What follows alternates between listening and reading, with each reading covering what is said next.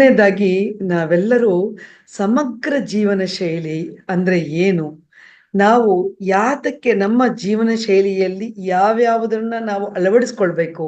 ಹಾಗೇನೆ ಯಾವುದಕ್ಕೆ ಪ್ರಾಮುಖ್ಯತೆ ಇದೆ? ನಾವು ಹೇಗಿದ್ರೆ ನಾವು ಚೆನ್ನಾಗಿ ನಮ್ಮ ಬಾಳ್ವೆ ನಡೆಸಬಹುದು ಅನ್ನೋದ್ರ ಬಗ್ಗೆ ಒಂದಷ್ಟು ಗಮನ ಹರಿಸೋಣ. ಆಯ್ತಾ? ಇದು ಸಮಗ್ರ ಜೀವನ ಶೈಲಿಯಲ್ಲಿ ಭಾಗ 1, ಭಾಗ 2 ಅಂತ ನಾವು ಮಾಡ್ಕೊಂಡಿದ್ದೀವಿ ಸ್ನೇಹಿತರೆ. ಎಲ್ಲರಿಗೂ ಎಲ್ಲವನ್ನೂ ಹೇಳುವಂತ ಒಂದು ಪ್ರಯತ್ನವನ್ನ ನಾವು ಮಾಡ್ತಾ ಇದ್ದೇವೆ. ಹಾಗೆ ಇಲ್ಲಿ ಮಹಾವತಾರ್ ಫೌಂಡೇಶನ್ ಅವರು ನಾವುಗಳು ಅಂತ ಹೇಳ್ಬೋದು. ಹೇಗೆ ನಾವು ಮಾಡ್ತಾ ಇದ್ದೀವಿ ಅಂತ ಹೇಳೋಕ್ ಹೋದ್ರೆ, ಇಲ್ಲಿ ನಮ್ಮ ಜೀವನ ಶೈಲಿ ಯಾವ ರೀತಿ ಇದ್ರೆ ಚೆನ್ನಾಗಿರುತ್ತೆ ಅನ್ನೋದ್ರ ಬಗ್ಗೆ ನಾವು ಗಮನ ಹರಿಸ್ತಾ ಇದ್ದೀವಿ. ಹಾಗಾಗಿ ಈಗ ನೋಡಿ, ಈಗ ನಮ್ಮ ಸಾಮಾನ್ಯ ಆರೋಗ್ಯವಂತ ಜನರಿಗೆ ಏನು ಬೇಕು ಅಂದ್ರೆ ಸಂಪೂರ್ಣ ಆರೋಗ್ಯವಾಗಿರ್ಬೇಕಪ್ಪ ನಾವು ಅಂತ ತಗೊಂಡ್ರೆ ಅದಕ್ಕೆ ಒಂದು ಪ್ರಮುಖ ತತ್ವಗಳು ಅಂತ ನಾವು ಮಾಡ್ಕೊಂಡಿದ್ದೀವಿ. ಯಾವ ರೀತಿ ನಾವು ಸೇವಿಸಬೇಕಾದ ಆಹಾರ ಯಾವುದು, ನಂತರ ನಮ್ಮ ಯಾವ್ಯಾವ ಕಾಳು ಆಗ್ಲಿ ಬೇಳೆ ಆಗ್ಲಿ ಇವುಗಳನ್ನ ನಾವು ತಿನ್ಬೇಕಾಗತ್ತೆ, ಇವುಗಳ ಬಗ್ಗೆ ಎಲ್ಲ ತಿಳ್ಕೊಳ್ತಾ ಹೋಗೋಣ.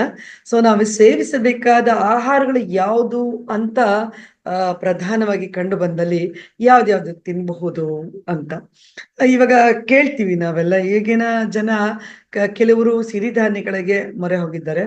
ಖಂಡಿತ ಹೌದು, ಇದೆಲ್ಲ ಸಿರಿಧಾನ್ಯಗಳು ತುಂಬಾನೇ ಒಳ್ಳೇದೇನೆ. ಆದರೆ ಅದರ ಜೊತೆಗೆ ಜವೆಗೋಧಿ ಇರ್ಬೋದು, ಬಾಜ್ರಾ ಇರ್ಬೋದು, ರಾಗಿ ಇರ್ಬೋದು, ಈ ಅಕ್ಕಿಯನ್ನ ನಾವು ಹೇಗೆ ನಾವು ಸೇವಿಸ್ಬೇಕು ಅನ್ನೋದ್ರ ಬಗ್ಗೆ ಕೂಡ ನಾವು ಗಮನ ಹರಿಸೋಣ ಸ್ನೇಹಿತರೆ. ಅಕ್ಕಿ ನಾವು ಹೇಗೆ ಸೇವಿಸ್ಬೇಕಪ್ಪ ಅನ್ನೋದಾದ್ರೆ, ನಾವು ಪಾಲಿಶ್ ಮಾಡದೇ ಇರುವಂತ ಅಕ್ಕಿನ ನಾವು ಸೇವಿಸ್ಬೇಕಾಗತ್ತೆ. ನಂತರ ಆಮೇಲೆ ಇವಾಗ ಹಸು ಮತ್ತೆ ಎಮ್ಮೆ ಹಾಲು ಏನು ನಾವು ತಗೊಳ್ತೀವಿ, ದೇಸಿ ಹಸುವಿಂದ ಮಾಡುವಂತ ಮೊಸರಾಗ್ಲಿ ಬೆಣ್ಣೆ ಆಗ್ಲಿ ಹಾಲು ಇವುಗಳನ್ನ ನಾವು ತಿನ್ಬಹುದು. ಆದರೆ ಈ ಹಾಲಿದೆಯಲ್ಲ, ಹಸು ಅಥವಾ ಎಮ್ಮೆಯಿಂದ ತಗೊಂಡು ಅಂತ ಹಾಲೇನಿದೆ ಅದನ್ನ ಸಂಪೂರ್ಣವಾಗಿ ನಿಲ್ಲಿಸ್ಬೇಕು. ಇದು ನಮ್ಮ ಆರೋಗ್ಯಕ್ಕೋಸ್ಕರ ಅಂತ ನಾವು ಹೇಳ್ತಾ ಇದ್ದೀವಿ. ಅಂದ್ರೆ ನಮ್ಮ ಈ ಏನು ಹಸುವಿನಿಂದ ತಯಾರಿಸುವಂತ ಹಾಲೇ ನಮಗ್ ಬೇಡ ಅಂತೀರಾ, ಮೊಸರು ಬೆಣ್ಣೆ ಯಾತಿಗ್ ಬೇಕು ಅಂತ ನೀವು ಕೇಳಬಹುದು. ತುಪ್ಪ ಇವೆಲ್ಲ, ಈ ತುಪ್ಪ ಆಲ್ರೆಡಿ ಅದನ್ನ ಚೆನ್ನಾಗಿ ನಿಮಗೆ ಗೊತ್ತಿದೆ. ತುಪ್ಪ ಮಾಡ್ಬೇಕಾದ್ರೆ ನಾವೆಷ್ಟು ಹೊತ್ತು ನಾವು ಅದನ್ನ ಕಾಯಿಸ್ತೀವಿ, ಅದ್ರಲ್ಲಿರುವಂತ ಏನ್ ಅಂಶ ಹೊರ ಮೇಲ್ಗಡೆ ಬರುತ್ತೆ ಅವುಗಳನ್ನೆಲ್ಲ ತೆಗೆದು ಹಾಕ್ತಿವಿ, ತುಪ್ಪವನ್ನ ಮಾತ್ರ ನಾವು ಬಳಸ್ತೀವಿ ಅಂತ. ಅದು ನಮಗೆ ಆರೋಗ್ಯಕ್ಕೆ ಅನುಕೂಲಕರವಾದದ್ದು. ಹಾಗೆ ಆ ತುಪ್ಪವನ್ನ ನಾವು ಬಳಸ್ಬೋದು ಸ್ನೇಹಿತರೆ. ನಂತರ ಏನನ್ನ ನಾವು ಮುಖ್ಯವಾಗಿ ನಾವು ಜೀವನದಲ್ಲಿ ಅಂದ್ರೆ ಈ ಪ್ರತಿ ವಾರದಲ್ಲೂ ನಾವು ಏನೇನನ್ನ ನಾವು ಅಳವಡಿಸ್ಕೋಬೇಕು, ಯಾವ ಒಂದು ಆಹಾರನ ತಿನ್ಬೇಕು ಅನ್ನೋದಾದ್ರೆ, ಎಳ್ಳು. ಎಳ್ಳು ನಿಮ್ಗೆ ಗೊತ್ತೇ ಇದೆ, ನಮ್ಮ ಅಡಿಗೆ ಮನೆಯಲ್ಲಿ ಇರತಕ್ಕಂತ ಎಳ್ಳು ನಮ್ಗೆ ಅತ್ಯಮೂಲ್ಯವಾದದ್ದು ನಮ್ಮ ಆರೋಗ್ಯಕ್ಕೆ. ಇದು ಪ್ರತಿಯೊಬ್ರು ವಾರಕ್ಕೆ ಒಂದು ಸರಿ ಆದ್ರೂ, ಇವಾಗ ನಿಮ್ಗೆ ಉದಾಹರಣೆಗೆ ಹೇಳೋದಾದ್ರೆ, ಈ ಎಳ್ಳಿನ ಲಡ್ಡುಗಳು ಅಥವಾ ಎಳ್ಳಿನ ಬರ್ಫಿಗಳು ಅಂತ ನಾವು ಮಾಡ್ತೀವಿ ನೋಡಿ. ಇದನ್ನ ಮನೇಲಿರತಕ್ಕಂತ ಪ್ರತಿಯೊಬ್ರು ಕೂಡ ತಿನ್ಬೇಕು. ಯಾಕೆ ಅಂದ್ರೆ ಇದು ನಮ್ಮ ಮೂಳೆಗೆ ಒಳ್ಳೇದು ಅಲ್ವಾ? ಇದಲ್ಲಿ ಈ ಎಳ್ಳಿನಲ್ಲಿ ಏನೇನಿರುತ್ತೆ ಅಂದ್ರೆ ಕ್ಯಾಲ್ಸಿಯಮ್ಮು.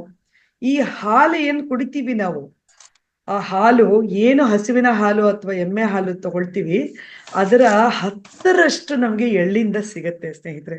ಹಾಗಾಗಿ ನಮ್ಗೆ ಹಾಲು ಯಾತಿಗ್ ಬೇಕು? ಬೇಡ, ಬಿಟ್ಬಿಡೋಣ. ಪ್ರಯತ್ನ ಪಡೋಣ ನಾವೆಲ್ಲರೂ. ನಂತರ ಆಮೇಲೆ ಈ ಎಳ್ಳು ಅನ್ನೋದು ಅಥವಾ ಎಳ್ಳು ಬೀಜಗಳಂತ ನೀವು ಹೇಳ್ಬೋದು. ಯಾವುದಕ್ಕೆ ಅದು ಮುಖ್ಯ ಅಂದ್ರೆ, ಕ್ಯಾನ್ಸರ್ ಅಂತ ಮಾರಣಾಂತಿಕವಾದ ಕಾಯಿಲೆ ಅಂತ ಮೊದ್ಲು ಅಂತಿದ್ರು. ಈಗ ಮಾರಣಾಂತಿಕವಾದದ್ದು ಯಾವುದು ಇಲ್ಲ ಸ್ನೇಹಿತರೆ. ಎಲ್ಲವನ್ನು ಮೊದಲೇ ನಾವು ವೈದ್ಯರ ಹತ್ರ ತೋರಿಸ್ಕೊಳ್ಳೋದ್ರ ಮೂಲಕ ನಾವು ಅದನ್ನ ತಡೆಗಟ್ಟುವಂತ ಸಾಮರ್ಥ್ಯವಿದೆ. ಆದ್ರೆ ಈ ಎಳ್ಳು ಬೀಜಗಳು, ಈ ಎಳ್ಳನ್ನ ತಿನ್ನೋದ್ರಿಂದ ಈ ಕ್ಯಾನ್ಸರ್ ಅಂತ ರೋಗಗಳು ಖಂಡಿತ ಬರೋದಿಲ್ಲ ಅಂತ ಇದು ಉಲ್ಲೇಖ ಇದೆ. ಖಂಡಿತವಾಗಿ ನೀವು ಎಳ್ಳನ್ನ ಉಪಯೋಗಿಸೋದ್ರ ಮೂಲಕ ನಮ್ಮ ಆರೋಗ್ಯವನ್ನ ಸಾಕಷ್ಟು ರೀತಿಯಲ್ಲಿ ನಾವು ಕಾಪಾಡ್ಕೊಳ್ಬಹುದು. ನಂತರ ಈ ಎಲ್ಲಾ ತರದ ದಾಲ್ಗಳು, ದಯವಿಟ್ಟು ಸ್ನೇಹಿತರೆ ಯಾರು ಮ್ಯೂಟ್ ಮಾಡಿಲ್ಲ ನಿಮ್ಮ ಒಂದು ಮೈಕ್ನ ಮ್ಯೂಟ್ ಮಾಡ್ಕೊಳ್ಳಿ ಅಂತ ಕೇಳ್ತೀನಿ. ತುಂಬಾ ಜೋರಾಗೆ ಶಬ್ದ ಆಗ್ತಿದೆ. ಆಮೇಲೆ ಇವಾಗ ನಾವೆಲ್ಲಾ ತರ ತರಕಾರಿಗಳು ತಿಂತೀವಿ, ಚಟ್ನಿಗಳು ತಿಂತೀವಿ, ಸಾಂಬಾರ್ ತಿಂತೀವಿ. ಸೊ ಇದ್ರ ಜೊತೆಗೆ ನಾವು ಸೈಡ್ ಡಿಶ್ ಆಗಿ ಯಾವ್ದಕ್ ಬಳಸ್ತೀವಿ ಅಂದ್ರೆ ಇಡ್ಲಿ ಆಗ್ಲಿ, ದೋಸೆ ಆಗ್ಲಿ, ರೊಟ್ಟಿ, ಪುಳಿಯೋಗರೆ ಇರ್ಬೋದು, ಬಿರಿಯಾನಿ ಇರ್ಬೋದು, ಬಿಸಿಬೇಳೆ ಬಾತು, ಮತ್ತೆ ಗೋಧಿ, ಅಕ್ಕಿ, ಇವುಗಳನ್ನ ನಾವೇನ್ ಬಳಸ್ತೀವಿ, ನಾವು ಗೋಧಿಲಿ ಕೂಡ ಅದೇ ತರ ಬಳಸ್ಕೋಬಹುದು. ಆದ್ರೆ ಗೋಧಿನ ಹೆಚ್ಚು ಬಳಸ್ಬೇಡಿ ಸ್ನೇಹಿತರೆ. ಜವೆ ಗೋಧಿ ಅಂತ ಏನಿದೆ, ಜವೆ ಗೋಧಿಯನ್ನ ಹೆಚ್ಚು ಬಳಸಿ. ದಯವಿಟ್ಟು ಕ್ಷಮಿಸಿ, ತುಂಬಾ ಶಬ್ದ ಆಗ್ತಾ ಇದೆ. ನೀವು ಯಾರು ಶಬ್ದ ಮಾಡ್ತಿದ್ದೀರಿ ಕ್ಷಮೆ ಇರ್ಲಿ, ಆಫ್ ಮಾಡಿ.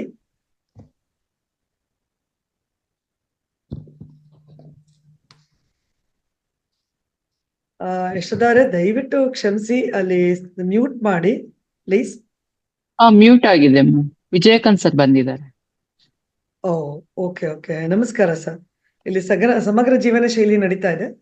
ಅದರ ನಂತರ ನಾನು ನಿಮ್ಮನ್ನ ಸ್ವಾಗತಿಸ್ತೀನಿ. Okay okay. ನಂತರ ಎಳ್ಳಿನ ಬಗ್ಗೆ ನಾನು ಹೇಳಿದೆ. ಅದರ ನಂತರ ನಾನು ಈ ಜವೆ ಗೋಧಿ ಬಗ್ಗೆ ಹೇಳ್ತಾ ಇದ್ದೀನಿ. ಸೊ ಇವುಗಳನ್ನೆಲ್ಲ ನಾವು ಈ ಬೇರೆ ಯಾವುದೇ ಧಾನ್ಯಗಳಿರ್ಬೋದು, ಸಿರಿಧಾನ್ಯಗಳಿರ್ಬೋದು, ಅಥವಾ ಅಕ್ಕಿ ನೀವು ಉಪಯೋಗಿಸೋದಾದ್ರೂ ಅದು ಯಾವುದು ಪಾಲಿಶ್ ಮಾಡದಿರುವಂತ ಅಕ್ಕಿನ ನೀವು ಬಳಸಿ.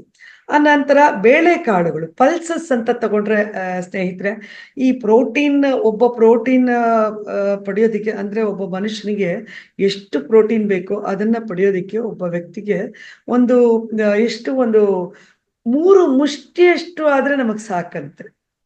ಒಂದು ವಾರಕ್ಕೆ ನಾ ಹೇಳ್ತಿದ್ದು 3 ಮುಷ್ಟಿಯಷ್ಟು ದಾಲ್ ಅಥವಾ ಕಾಳುಗಳು. ಈಗ ನಾವೇನ್ ಮಾಡ್ತೀವಿ, ಕಾಳುಗಳು ಬರೀ ಕಾಳುಗಳಲ್ಲೇ ಮಾಡ್ತೀವಿ. ನಾವೇನೋ ಒಂದ್ ಸಾಂಬಾರ್ ಮಾಡ್ತೀವಿ, ಬರೀ ಕಾಳುಗಳು ತಗೊಳ್ತೀವಿ. ಇಲ್ಲ ದಿನವೂ ಅಂದ್ರೆ ನಿತ್ಯವೂ ನಾವು ಈ ತೊಗರಿ ಬೇಳೆ ಇವುಗಳನ್ನ ಬಳಸ್ತಾ ಇರ್ತೀವಿ. ಅದೆಲ್ಲವೂ ನಮಗೆ ಅಗತ್ಯನೇ ಇಲ್ಲ. ವಾರಕ್ಕೆ 3 ಮುಷ್ಟಿಯಷ್ಟು ಕಾಳು ಅಥವಾ ನಮಗೆ ದಾಲ್ಗಳು ಅಥವಾ ಬೇಳೆಗಳು ನಮಗೆ ಸಾಕು. ನಂತರ ಆಮೇಲೆ ಈ ಸ್ಪ್ರೌಟ್ಸ್ ಏನ್ ಹೇಳ್ತೀವಿ ಅಂದ್ರೆ ಮೊಳಕೆ ಕಟ್ಟಿದ ಕಾಳುಗಳು, ಇವುಗಳು ನಮಗೆ ಒಂದೇ ಒಂದು ಮುಷ್ಟಿಯಷ್ಟು ಒಂದು ವಾರಕ್ಕೆ ಸಾಕು ನಮ್ಮ ದೇಹಕ್ಕೆ. ಹಾಗಾಗಿ ಅದಷ್ಟನ್ನು ಮಾತ್ರ ಬಳಸೋಣ. ಇವೆಲ್ಲ ಯಾತಿಗ್ ಬೇಕು ನಮಗೆ ಅಂದ್ರೆ ನಮ್ಮ ಆರೋಗ್ಯ ನಮ್ಮ ಕೈಲಿದೆ ಅಂತ ನಾವು ಹೇಳ್ತೀವಲ್ವ ಸ್ನೇಹಿತರೆ. ಹಾಗಾಗಿ ಅಷ್ಟನ್ನು ಮಾತ್ರ ನಾವು ಬಳಸೋಣ. ನಂತರ ಎಣ್ಣೆಗಳ ಬಗ್ಗೆ ಬರೋದಾದ್ರೆ, ನಾವ್ ಎಣ್ಣೆ ಬಳಸ್ತೀವಿ, ನಮಗೆ ಎಣ್ಣೆ ಬೇಕೇ ಬೇಕು. ನಾವು ಪೂರಿ ಮಾಡ್ಬೇಕು, ಚಪಾತಿ ಮಾಡ್ಬೇಕು, ಏನ್ ಮಾಡ್ಬೇಕಾದ್ರೂ ನಮಗೆ ಎಣ್ಣೆ ಬೇಕಾಗುತ್ತೆ. ಸೊ ಯಾವ್ದನ್ನ ನಾವು ಬಳಸ್ಬೇಕಾಗುತ್ತೆ ಅನ್ನೋದಾದ್ರೆ ನೋಡಿ, ಸಾಕಷ್ಟು ಎಣ್ಣೆಗಳಿದೆ. ಯಾವ್ದ್ಯಾವ್ದು? ಕುಸುಬೆ ಎಣ್ಣೆ ಅಂತ ನೀವು ಕೇಳಿರ್ಬೋದು. ಕುಸುಬೆ ಎಣ್ಣೆ ಆಗಿರ್ಬೋದು, ಸಾಸಿವೆ ಎಣ್ಣೆ ಆಗಿರ್ಬೋದು, ಎಳ್ಳಿನ ಎಣ್ಣೆ ಕೂಡ ಸಿಗುತ್ತೆ ನಿಮಗೆ, ತೆಂಗಿನ ಎಣ್ಣೆ ಸಿಗುತ್ತೆ, ಕಡಲೆಕಾಯಿ ಎಣ್ಣೆ ಸಿಗುತ್ತೆ. ಆಮೇಲೆ ಇದು ಯಾವುದೇ ಎಣ್ಣೆ ಆಗ್ಲಿ, ಒಬ್ಬ ವ್ಯಕ್ತಿಗೆ ದಿನಕ್ಕೆ 3 ರಿಂದ 5 ಚಮಚ ಎಣ್ಣೆ ಇಡೀ ದಿನಕ್ಕೆ ಸಾಕು ಸ್ನೇಹಿತರೆ. ಹಾಗಾಗಿ ನಮ್ಮ ದೇಹಕ್ಕೆ ಎಷ್ಟು ಬೇಕೋ ಅಷ್ಟು ಮಾತ್ರ ತಗೊಂಡ್ರೆ ಒಳ್ಳೇದು ಅಂತ. ಆದ್ರೆ ಬೆಳೆಯುತ್ತಿರೋ ಮಕ್ಕಳಿಗೆ ನಾವು ಒಂದಷ್ಟು ಜಾಸ್ತಿ ಕೊಟ್ರು ಸಮಸ್ಯೆ ಇಲ್ಲ. ಅವರು ದೊಡ್ಡವರಿಗಿಂತ ಚಿಕ್ಕವರು ಸ್ವಲ್ಪ ಹೆಚ್ಚು ಎಣ್ಣೆನ ತಗೊಳ್ಬಹುದು, ತೊಂದ್ರೆ ಇಲ್ಲ. ಮತ್ತೆ ನಾವೇನ್ ಸಿಹಿ ತಿನ್ಬಾರ್ದ ಅಂತ ನೀವು ಕೇಳೋದಾದ್ರೆ, ಸಿಹಿಯಲ್ಲಿ ನೀವು ಸಕ್ಕರೆನ ದಯವಿಟ್ಟು ಬಳಸ್ಕೋಬೇಡಿ. ಯಾಕೆಂದ್ರೆ ಇಲ್ಲಿ ವಿಷಗಳು ಅಂತ ಹೇಳ್ತೀವಿ. ಯಾವ ತರದ ವಿಷ ಅಂದ್ರೆ ಬಿಳಿ ವಿಷ ಅಂತೀವಿ. ಯಾವುದು? ಒಂದು ನೀಟಾಗೆ ಪಾಲಿಶ್ ಮಾಡಿರುವಂತ ಅಕ್ಕಿ ಇರ್ಬೋದು, ಬಿಳಿ ಸಕ್ಕರೆ ಇರ್ಬೋದು, ಆಮೇಲೆ ಬೆಲ್ಲ ಕೂಡ ನಿಮಗೆ ನೋಡಿರ್ಬೋದು ನೀವು ಸ್ನೇಹಿತರೆ. ತುಂಬಾನೇ ಚೆನ್ನಾಗಿ ಅದನ್ನ ಬೆಳ್ಳಿಗಿರೋ ಬೆಲ್ಲನ ನಾವು ತಗೊಳ್ಳೋದಾದ್ರೆ, ಬೆಳ್ಳಿಗಿರೋ ಬೆಲ್ಲ ಅಷ್ಟು ಚೆನ್ನಾಗಿದ್ಯಪ್ಪ ನೋಡಕ್ಕೆ, ಕಲರ್ ಚೆನ್ನಾಗಿ ಬರುತ್ತೆ ಅಂತ ಅಂತೀವಿ. ಕರಿಗೆ ಇದ್ರೆ ಪಾಯಸ ನಮ್ಗೆ ಇಷ್ಟ ಆಗೋದಿಲ್ಲ ಅಲ್ವಾ?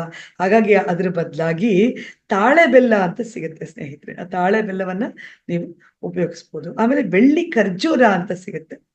ಈ ಬೆಳ್ಳಿ ಖರ್ಜೂರದಿಂದ ಮಾಡಿರ್ತಕ್ಕಂಥ ಬೆಲ್ಲ, ಅವುಗಳನ್ನ ಕೂಡ ನಾವು ಉಪಯೋಗಿಸೋದ್ರಿಂದ ನಮ್ಮ ಒಂದು ಆರೋಗ್ಯಕ್ಕೆ ಅದು ತುಂಬಾನೇ ಸುಧಾರಿಸುತ್ತೆ, ಹಾಗೂ ನಮ್ಮ ಆರೋಗ್ಯನ ಕಾಪಾಡ್ಕೊಳ್ಳೋದ್ರಲ್ಲಿ ಸಂದೇಹ ಇಲ್ಲ ಸ್ನೇಹಿತರೆ. ನಂತರ ಉಪ್ಪಿನ ಬಗ್ಗೆ ಬರ್ಬೇಕು ಅನ್ನೋದಾದ್ರೆ ನಾವು ಯಾವ ಉಪ್ಪು ಬಳಸ್ಬೋದು?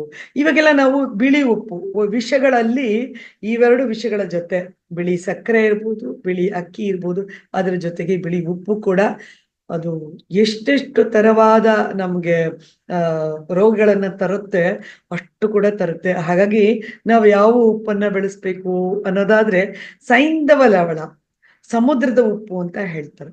ಸಮುದ್ರದ ಉಪ್ಪು ಆಗ್ಲಿ, ಸೈಂಧವ ಲವಣ ಅಂತ ಏನಂತೀವಿ ಅದನ್ನ ನಾವು ಬಳಸ್ಬೇಕು. ಸೈಂಧವ ಲವಣ ಬಳಸೋದ್ರಿಂದ ನಮ್ಗೆ BP ಬರೋದಿಲ್ಲ, ಶುಗರ್ ಬರೋದಿಲ್ಲ. BP ಅಂತ ನಿಜವಾಗ್ಲೂ ಸ್ನೇಹಿತರೆ ಖಂಡಿತ ಬರಲ್ಲ. ನಾನು ಆಲ್ರೆಡಿ ಅದನ್ನ ನಾನು ಬಳಕೆ ಮಾಡ್ತಾ ಇದ್ದೀನಿ, ಈ ಒಂದು ಸೈಂಧವ ಲವಣವನ್ನ. ನಂತರ ಇವಾಗ ನಾವು ಇವೆಲ್ಲ ಬಳಸ್ಬೇಕು ಅಂತಂದ್ರೆ ನಾವೇನು ಉಪ್ಪಿನಕಾಯಿ ಚಟ್ನಿಗೆ ನಾವು ಉಪ್ಪೆ ಹಾಕೋದ್ ಬೇಡವಾ ಅಂತಲ್ಲ. ಉಪ್ಪಿನಕಾಯಿ ಚಟ್ನಿಗಳು ಮಾಡ್ಕೊಳ್ಳೋದಾಗ್ಲಿ ಇವೆಲ್ಲವೂ ಅಷ್ಟೇ ಈ ಸೈಂಧವ ಲವಣ ಬಳಸಿಯೇ ನಾವು ಮಾಡ್ಬೋದು ಉಪ್ಪಿನಕಾಯಿ ಎಲ್ಲ, ಅಲ್ವಾ? ಸೊ ಈ ಆಂಟಿ ಕಾರ್ಸಿನೋಜೆನಿಕ್ ಅಂತ ಹೇಳ್ತೀವಿ ಅದಾಗಿರುತ್ತಂತೆ ಇವೆಲ್ಲವನ್ನು ಈ ಉಪ್ಪನ್ನ ನಾವು ಸೀಮಿತವಾಗಿ ಯಾವುದಕ್ಕೆ ಎಷ್ಟು ಬೇಕೋ ಅಷ್ಟನ್ನೇ ಬಳಸೋದ್ರಿಂದ ನಮ್ಮ ಆರೋಗ್ಯವನ್ನ ನಾವು ಕಾಪಾಡ್ಕೊಳ್ಬಹುದು. ನಂತರ ನಾವು ಈ ಯಾವ್ಯಾವುದನ್ನ ನಾವು ತಿನ್ನಬಾರ್ದು, ಕುಡಿಬಾರ್ದು ಅಂತ ನಾವು ಬಳಕೆ ಮಾಡಬಾರ್ದು ಅಂತ ತಗೊಂಡ್ರೆ ಯಾವ್ದಾದ್ರನ್ನ ಮಾಡಬಾರ್ದು ನೋಡೋಣ ಸ್ನೇಹಿತರೆ. ನಾವು ಇಲ್ಲಿ ಮುಖ್ಯವಾಗಿ ಈ ನೋಡಿ, ಈಗ ನಾವು ಹೇಳ್ತೀವಿ ಈಗ ರವಾ ಅಂತ ಇದೆ, ಅಂದ್ರೆ ಬಿಳಿ ಅಕ್ಕಿಯಿಂದ ಮಾಡಿರತಕ್ಕಂತ ರವೆ ಇದೆಯಲ್ಲ, ಅವುಗಳನ್ನ ಖಂಡಿತ ತಗೊಳ್ಳೋದು ಬೇಡ. ನಂತರ ವೀಟ್ ಅಂದ್ರೆ ಯಾವುದು?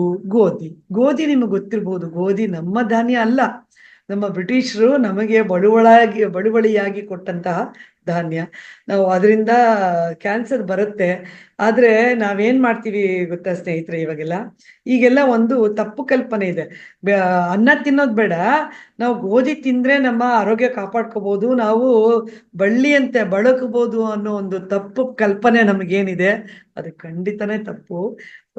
ಗೋಧಿ ತಿನ್ನೋದ್ರಿಂದ ಏನೂ ಆಗಲ್ಲ, ಏನೂ ವ್ಯತ್ಯಾಸ ಆಗಲ್ಲ. ನಮ್ಮ ಮನಸ್ಸಿಗೆ ನಾವು ಅನ್ಕೊಂಡ್ಬಿಟ್ಟಿರ್ತೀರ ಭ್ರಮೆನಲ್ಲಿ ಇರ್ತೀವಲ್ಲ, ಅದು ಸಾಕಾರಗೊಳ್ಳುತ್ತೆ ಅಷ್ಟೇನೆ. ಸೊ ಈ ಬೆಲ್ಲ ಕೂಡ ಹೇಳಿದೆ ನಾನು, ಸಕ್ಕರೆ ಬಗ್ಗೆ ಹೇಳಿದೆ. ಆಮೇಲೆ ಮುಖ್ಯವಾಗಿ ಮೈದಾ ದಯವಿಟ್ಟು ಬಳಸ್ಬೇಡಿ ಸ್ನೇಹಿತರೆ. ಮೈದಾ ಇರ್ಬೋದು, ಮೊಟ್ಟೆ ಇರ್ಬೋದು, ಆಮೇಲೆ ಮಾಂಸ, ಮೀನುಗಳು ಇವುಗಳನ್ನ ಆಗ್ಲಿ, ಆಮೇಲೆ ಬೇಕರಿ ಪ್ರಾಡಕ್ಟ್ಸ್ ಅಂದ್ರೆ ಅದರಲ್ಲಿ ಕೇಕ್ ಇರ್ಬೋದು, ಬಿಸ್ಕೆಟ್, ಪಿಜ್ಜಾ, ಬರ್ಗರ್, ನೂಡಲ್ಸು ಇವುಗಳೆಲ್ಲ ನಮ್ಮ ದೇಹಕ್ಕೆ ಒಳ್ಳೇದಲ್ಲ. ಹಾಗಾಗಿ ಅವುಗಳನ್ನೆಲ್ಲ ಸಾಧ್ಯವಾದಷ್ಟು ಮಟ್ಟಿಗೆ ಇವತ್ತಿಂದನೇ ಸ್ವಲ್ಪ ಸ್ವಲ್ಪವಾಗಿ ಅಂದ್ರೆ ಹಂತವಾಗಿ ಬಿಡ್ತಾ ಬರೋಣ ಸ್ನೇಹಿತರೆ.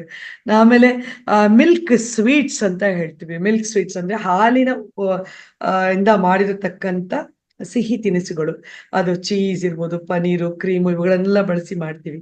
ಇವುಗಳೆಲ್ಲ ದಯವಿಟ್ಟು ಬೇಡ. ಆಮೇಲೆ ಸೋಯಾ ಬೀನ್ಸ್ ಕೂಡ ಬೇಡ ಅಂತ ನಾವು ಹೇಳ್ತೇವೆ, ಯಾಕೆಂದ್ರೆ ಅದೆಲ್ಲ ಆರೋಗ್ಯಕ್ಕೆ ಅಷ್ಟು ಒಳ್ಳೇದಲ್ಲ.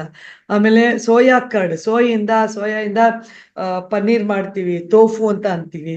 ಇವೆಲ್ಲ ಈ ಬೇರೆ ಕಂಟ್ರಿಗಳಲ್ಲಿ ಅಂದ್ರೆ ಹೊರದೇಶಗಳಲ್ಲಿ ಸಾಕಷ್ಟು ಯೂಸ್ ಮಾಡ್ತಾರೆ. ಹಾಗಾಗಿ ನಾವೇನ್ ಅನ್ಕೊಂಡ್ಬಿಟ್ಟಿದೀವಿ, ಹೊರದೇಶದಲ್ಲೇ ಬಳಸುವಂತ ಪದಾರ್ಥಗಳೆಲ್ಲ ನಮಗೆ ದೇಹಕ್ಕೆ ಒಳ್ಳೇದು ಅಂತ ನಾವು ಅನ್ಕೊಂಡ್ಬಿಟ್ಟಿದೀವಿ. ನಮ್ಮ ಭಾರತದಲ್ಲಿ, ನಮ್ಮ ಒಂದು ಸಂಪತ್ಭರಿತವಾದ ದೇಶದಲ್ಲಿ ಸಿಗುವಂತ ನೈಸರ್ಗಿಕವಾದ ಒಂದು ತಿನಿಸುಗಳು ಅಥವಾ ಹಣ್ಣುಗಳಿರ್ಬೋದು, ಅದು ಬಿಟ್ಟು ಬೇರೆ ಯಾವುದಕ್ಕೂ ನಾವು ಮಾರು ಹೋಗೋದು ಬೇಡ ಸ್ನೇಹಿತರೆ. ಸೊ ನಾವು ಈ ಟೇಬಲ್ ಸಾಲ್ಟ್, ಅಯೋಡೈಸ್ಡ್ ಸಾಲ್ಟ್ ಅಂತ ಅಂತೀವಿ, ಉಪ್ಪು ಅಂತವನ್ನ ಬಳಸೋದು ಬೇಡ. ಆಮೇಲೆ ಈ ಜೇನುತುಪ್ಪಗಳು, ಸಾಕಷ್ಟು ಜೇನುತುಪ್ಪಗಳು ಬಂದಿವೆ, ಅವೆಲ್ಲ ಸಕ್ಕರೆಯಿಂದನೇ ಮಾಡಿರತಕ್ಕಂತ ಜೇನುತುಪ್ಪಗಳು.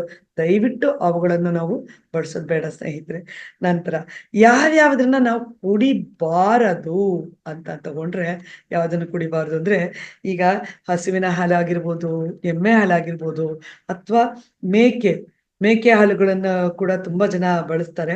ಆಮೇಲೆ ಕಾಫಿ, ಟೀ, ಆ ತರ ಯಾವ್ದನ್ ಬೇಕಾದ್ರೂ ಬಿಡ್ಬೋದಪ್ಪ, ಇವ್ರು ಹೇಳ್ತಿರೋದು ಕಾಫಿನ್ ಬಿಡಕ್ ಸಾಧ್ಯವೇ ಅಥವಾ ಟೀ ಬಿಡಕ್ ಸಾಧ್ಯವೇ ಅಂತ ಅನ್ನೋದಾದ್ರೆ, ನಾವು ಈ ತೆಂಗಿನ ಹಾಲಲ್ಲಿ ಬರತಕ್ಕಂತ ಹಾಲು ಏನಿದೆ, ಆ ಹಾಲಿಂದ ಕಾಫಿ ಕುಡಿಬಹುದು ನಾವು, ಅಥವಾ ಬ್ಲ್ಯಾಕ್ ಕಾಫಿ ಕುಡಿಯೋಣ.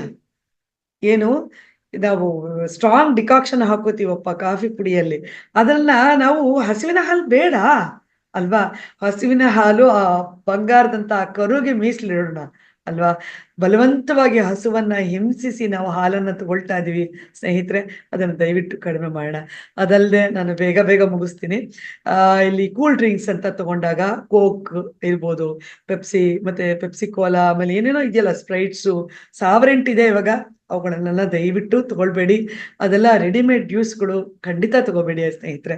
ನಂತರ ಈಗ ರಿಫೈನ್ಡ್ ಆಯಿಲ್ಸ್ ಅಂತ ಏನಿದೆ, ಗ್ರೌಂಡ್ ನಟ್ ಇರ್ಬೋದು, ಅಂದ್ರೆ ಕಡಲೆಕಾಯಿ ಎಣ್ಣೆ ಇರ್ಬೋದು, ಸನ್ಫ್ಲವರ್ ಆಯಿಲ್ ಇರ್ಬೋದು, ಆಮೇಲೆ ರೈಸ್ ಬ್ರ್ಯಾನ್ ಆಯಿಲ್ ಅಂತ ಬೇರೆ ಬರುತ್ತೆ, ರೈಸ್ ಬ್ರಾನ್ ಅಂತ ಅಂದ್ಬಿಟ್ಟು.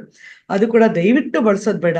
ನಂತರ ನೀರನ್ನ ಇಟ್ಕೊಳ್ಳೋಕ್ಕೆ ನಾವು ಪ್ಲಾಸ್ಟಿಕ್ ನ ಯೂಸ್ ಮಾಡ್ತೀವಿ. ಅಂದ್ರೆ ಪ್ಲಾಸ್ಟಿಕ್ ಬಾಟ್ಲ್ಗಳಿರ್ಬೋದು, ಪ್ಲಾಸ್ಟಿಕ್ ಪಾತ್ರೆಗಳಿರ್ಬೋದು, ಇವುಗಳನ್ನ ನಾವು ಬಳಸೋದ್ರ ಮೂಲಕ ಅದನ್ನ ನಾವು ಮಾಡ್ತಿರ್ತೀವಿ. ಪ್ಲೇಟ್ಗಳಲ್ಲಿ ತಿಂತೀವಿ, ಪ್ಲಾಸ್ಟಿಕ್ ಪ್ಲೇಟ್ಗಳಲ್ಲಿ. ದಯವಿಟ್ಟು ಅದ್ರ ಬಗ್ಗೆ ನೀವು ಗಮನ ಹರಿಸೋದಾದ್ರೆ, ಇಲ್ಲಿ ನಿಮಗೆ ಇದ್ರದ್ದು ಸಿಗುತ್ತೆ, ಏನದು ಆ, ಈ ಫಂಕ್ಷನ್ಗಳಲ್ಲಿ ನಾವು ಯೂಸ್ ಮಾಡ್ತೀವಿ ಸ್ನೇಹಿತರೆ. ಈ ಏನಂತಾರೆ ಅದಕ್ಕೆ, ನಂಗೆ ನೆನಪಾಗ್ತಿಲ್ಲ ಅದು. ಹ್ಮ್ ಈ ಮೇಡಮ್ ಅಡಿಕೆ ತಟ್ಟೆ, ಅಡಿಕೆ ಹಾ, ಇದು ನಿಜಾನೇ. ಥ್ಯಾಂಕ್ ಯು, ಧನ್ಯವಾದ ನಿಮಗೆ. ಅಡಿಕೆ ತಟ್ಟೆಗಳನ್ನ, ಆಮೇಲೆ ಈ ಅಡಿಕೆ ತಟ್ಟೆಗಳನ್ನ ಕೂಡ ಬಳಸಬಹುದು. ಅವುಗಳು ಅಷ್ಟೇ, ಅದೇನು ನಿಮಗೆ ಸಂತೋಷದಿಂದ ತಿಂದು ಅದನ್ನ ಬಿಸಾಕಬಹುದು. ಸೊ ನಿಮಗೇನು ಅದು ಮಾರಕ ಅಲ್ಲ, ಅಲ್ವಾ? ಆಮೇಲೆ ಈ ಕುಕ್ಕಿಂಗ್ ವಿಧಾನ, ಅಂದ್ರೆ ನಾವು ಅಡಿಗೆ ಮಾಡಕ್ಕೆ ಬಳಸುವಂತ ಅಲ್ಯೂಮಿನಿಯಂ ಪಾತ್ರೆಗಳಿರ್ಬೋದು, ದಯವಿಟ್ಟು ಬಳಸಬೇಡಿ. ಅದು ನಮಗೆ ನಮ್ಮ ಜಠರದಲ್ಲಿ ಹೋಗಿ ಕೂತ್ಕೊಂಡ್ಬಿಡುತ್ತೆ, ನಮಗೆ ಅದು ಮಾರಣಾಂತಿಕವಾದ ಕಾಯಿಲೆಯನ್ನ ತಂದೊಡ್ಡತ್ತೆ. ಹಂಗಾಗಿ ಅದು ಬೇಡ. ಆಮೇಲೆ ನಾನ್ ಸ್ಟಿಕ್ ಪ್ಯಾನ್ಸು, ಮತ್ತೆ ನಾನ್ ಸ್ಟಿಕ್ ತವಗಳು, ಇವುಗಳೆಲ್ಲ ಯೂಸ್ ಮಾಡ್ತೀವಿ ನಾವು. ಯಾಕೆ ಅಂದ್ರೆ ಈ ಕಬ್ಬಿಣದ ಇದು ತವಗಳನ್ನ ತಂದ್ಬಿಟ್ಟು ನಮಗ್ ಕಷ್ಟ ಮಾಡೋದಿಕ್ ಕಷ್ಟ. ಅಂದ್ರೆ ಅದನ್ನ ನೀಟಾಗಿ ಹೆಣ್ಮಕ್ಳಿಗೆ ನಮ್ಗೆ ಏನಾಗ್ಬಿಟ್ಟಿದೆ ಅಂದ್ರೆ ಎಲ್ಲ ಚಕ್ ಚಕ್ ಚಕ್ ಅಂತ ಆಗ್ತಾ ಹೋಗ್ಬೇಕು. ಹಾಗಾಗಿ ನಾನ್ ಸ್ಟಿಕ್ ತವಗಳು, ಪಾತ್ರೆಗಳನ್ನ ತಂದ್ಕೊಂಡ್ಬಿಡ್ತೀವಿ. ಅದು ತಂದ್ಬಿಟ್ಟು ಚಕ್ ಚಕ್ ಅಂತ ಮಾಡ್ಬಿಟ್ಟು ಅದೇನು ಅಂಟ್ಕೊಳ್ಳೋದೇ ಇಲ್ವಲ್ಲ, ಹಂಗಾಗಿ ಈಸಿಯಾಗಿ ಆಗ್ತಾ ಹೋಗುತ್ತೆ ಅಂತ ಹೇಳಿ ಅದರಲ್ಲಿ ಮಾಡ್ತೀವಿ. ದಯವಿಟ್ಟು ಆತ್ಮ ಬಂಧುಗಳೇ, ಇವೆಲ್ಲ ನಮಗೆ ಆರೋಗ್ಯವನ್ನ ಹಾನಿ ಮಾಡುವಂತ ಫ್ರೆಂಡ್ಸ್ ಅಂತ ಹೇಳ್ತೀನಿ. ಹಾಗಾಗಿ ಇಂಥ ಸ್ನೇಹಿತರನ್ನ ದಯವಿಟ್ಟು ದೂರ ಇಡೋಣ ಅಂತ ಹೇಳ್ತಾ, ನಮ್ಮ ಮುಂದೆ ಸಮಗ್ರ ಜೀವನ ಶೈಲಿ ಭಾಗ 2 ನಾಳೆ ಅಥವಾ ಮುಂದಿನ ತರಗತಿಯಲ್ಲಿ ಮಾಡೋಣ.